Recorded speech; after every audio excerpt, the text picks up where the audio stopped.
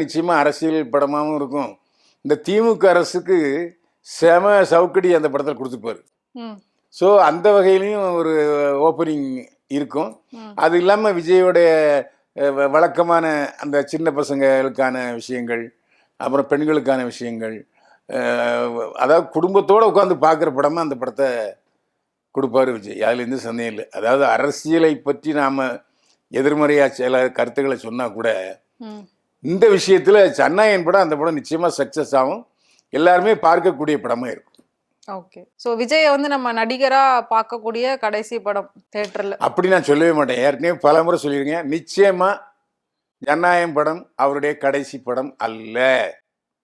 தேர்தலுக்கு பிறகு அவர் நிச்சயமாக கோட்டைக்கு போக மாட்டார், கோடம்பாக்கத்து தான் போவார். இப்போ அந்த ஜனநாயகன் விழா வந்து மலேசியாவில் நடக்குதுன்னு சொன்னீங்க சார். அப்போ இங்கே இருக்க ரசிகர்கள்லாம் என்ன பண்ணுவாங்க? எதுக்காக அங்கே போய் நடக்குது? அதுக்கான காரணம் என்ன?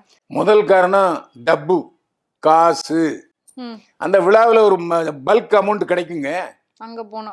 ஆமாம், அது ஒரு தயாரிப்பாளருக்கு ஒரு வருமானம் ஒன்று. ரெண்டாவது என்னென்னா, இங்கே அப்படிப்பட்ட பிரம்மாண்டமான விழா நடத்த முடியாது, நடத்தவும் திமுக அரசு அனுமதிக்காது.